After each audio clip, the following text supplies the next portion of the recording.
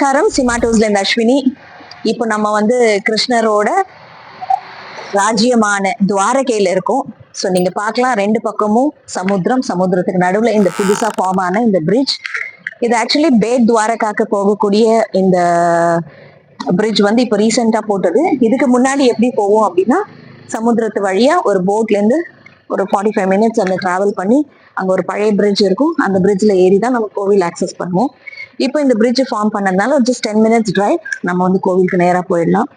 ரொம்ப அழகான ஒரு இடம். இங்க என்ன அப்படின்னா, கிருஷ்ணரும் சுதாமா, அதாவது ஒரு நட்புன்னு ஒரு பந்தத்தோட ஒரு சுவாரஸ்யமான ஒரு அழகான ஒரு கதை.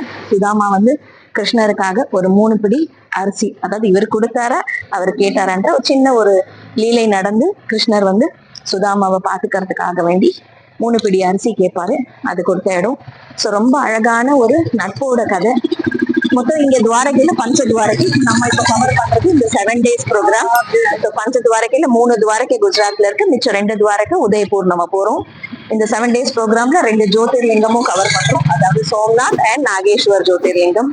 இதை தவிர கடல் கோவில் எல்லாருக்கும் தெரிஞ்சிருக்கும், ரொம்ப ஃபேமஸான பிளேஸ் கோலியா கடற்கரை, அதாவது நிஷ்கலங்க் மகாதேவ்.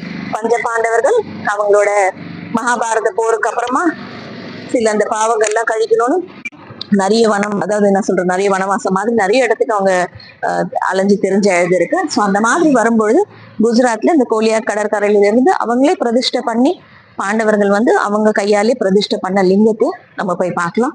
ஸோ அதுவும் ரொம்ப அற்புதமான ஒரு இது. ஏன் அப்படின்னா, அந்த கடல் வந்து வழிவிடும். 2 திதின்னு சொல்லுவாங்க, காலையில ஒரு திதி, மாலையில ஒரு திதி.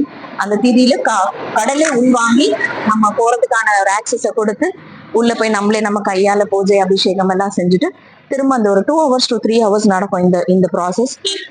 நம்ம கடல் திரும்பவும் அந்த 3 hours திரும்ப ஃபுல்லா ஃப்ரண்ட் வரைக்கும் கவர் ஆயிடும். ஸோ இது எல்லாரும் ஆக்சுவலி இது ஒரு எப்படி சொல்றது, லாஸ்ட் 4-5 years பிஃபோர் இது ரொம்ப பாப்புலரான ஒரு டெஸ்டினேஷனா இருந்தது. ஸோ அங்கே நம்ம இந்த ட்ரிப்ல கவர் பண்றோம், அந்த பிளேஸை நம்ம போறோம். ஸோ இந்த 7 days என்னோட கூட சேர்ந்து நீங்களும் டிராவல் பண்ணுங்க.